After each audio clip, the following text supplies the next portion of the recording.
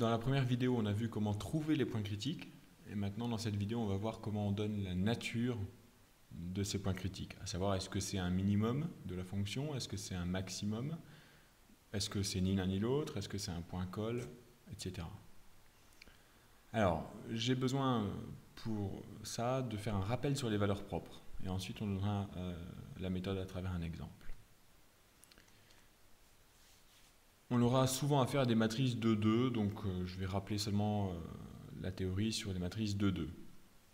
On a cette matrice-là, donc ABCD, et en fait on va à partir de cette matrice-là s'intéresser à ses valeurs propres. Il n'y a que les valeurs propres qui vont nous intéresser. Et les valeurs propres, elles se déterminent à l'aide du polynôme caractéristique, que je rappelle ici, le polynôme caractéristique de lambda. C'est un déterminant de la matrice à laquelle on a enlevé lambda fois identité, c'est-à-dire qu'on a mis des moins lambda sur les termes de la diagonale. Donc il faut calculer ce déterminant. Alors si on développe, c'est le produit des termes diagonaux moins le produit des termes antidiagonaux, ça donne ça. Et puis ça, puisque c'est un polynôme, on peut le réagencer comme un polynôme en lambda carré, et ça donne ceci. Donc voilà pour le rappel du polynôme caractéristique. Ça va être très important dans la suite. Alors, je vais reprendre l'exemple de la première vidéo, donc l'exponentielle de x fois y, et puis je vais redonner les dérivées partielles, donc la première dérivée partielle, la deuxième dérivée, et en fait pour trouver la nature des points critiques, donc on avait trouvé 0, 0, il faut non seulement avoir les dérivées partielles, mais il faut aussi avoir les dérivées partielles secondes d'ordre 2, c'est-à-dire qu'il va falloir dériver ces résultats une nouvelle fois, donc ce résultat qui est une fonction de xy, donc le dérivé par rapport à x, et puis le dérivé par rapport à y. Donc chacune des dérivées partielles ici va nous donner deux autres dérivées qu'on appelle secondes, et au final on aura donc 4 dérivées d'ordre 2, dérivées partielles d'ordre 2. Alors, la notation est la suivante. On a un des ronds, mais cette fois-ci carré, pour dire qu'on a dérivé deux fois. Et puis, un des ronds x carré, ça veut dire qu'on a dérivé deux fois, et deux fois par rapport à x. Donc on repart de cette expression-là, on a dérivé une fois par rapport à x, et redériver ça par rapport à x nous donne ce résultat-là. Même chose pour la dérivée seconde par rapport à y, on a dérivé deux fois par rapport à y, je pars de ce résultat-là, je redérive ce résultat-là par rapport à y, et j'obtiens cette expression-là. Et puis maintenant, il faut repartir de cette expression-là, mais ne plus la dériver par rapport à x, mais la dériver par rapport à y cette fois.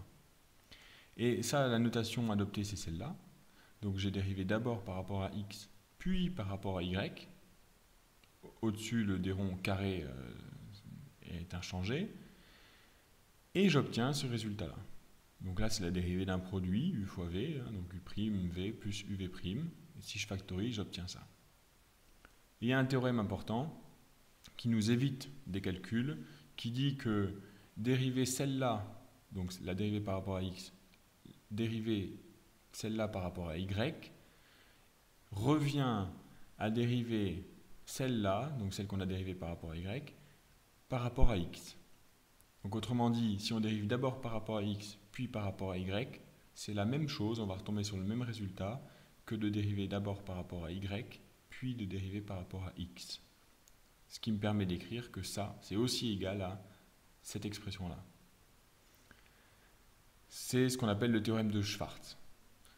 Et grâce à ces 4 termes, donc le premier, le deuxième, le troisième et le quatrième, qui sont les mêmes, on constitue une matrice qui s'appelle la matrice hessienne, d'où le H, ça commence par H, indice F, au point xy, dont la première composante est la dérivée seconde par rapport à x. Sur le deuxième composante, on a ce terme-là. Sur la troisième, on a encore ce terme-là. Et sur la dernière composante, on a la dérivée par rapport à y.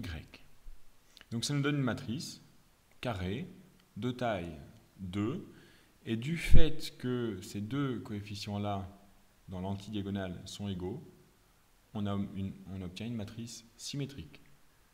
Une matrice symétrique, elle est diagonalisable et elle admet des valeurs propres. La diagonalisation ici ne nous intéresse pas, mais par contre les valeurs propres, c'est important de savoir qu'elle a des valeurs propres. Donc on avait vu que 0, 0 était le seul point critique. Donc on va appliquer la matrice hessienne, on va réécrire la matrice hessienne en ce point-là, en ce point 0, 0. Et si je remplace donc les x, y ici par 0, 0, la matrice se simplifie grandement puisqu'on obtient ça, qui est encore une matrice symétrique évidemment. Et une fois qu'on a remplacé donc le point critique dans la matrice hessienne, on va calculer les valeurs propres de cette matrice. Donc on calcule son polynôme caractéristique, qui est défini comme ça, le déterminant de la matrice moins lambda fois I2, c'est la matrice identité. Ça nous donne ça, et puis si je développe ça, ça me donne un lambda carré moins 1. Et ça, on sait que les valeurs propres, ce sont les racines de ce polynôme caractéristique. Et donc les lambda carré moins 1, ben ça s'annule, on sait bien quand ça s'annule en 1 et en moins 1.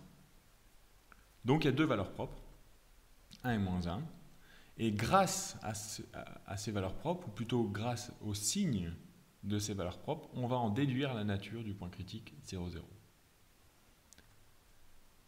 Ici, j'ai une valeur propre qui est négative et l'autre qui est positive.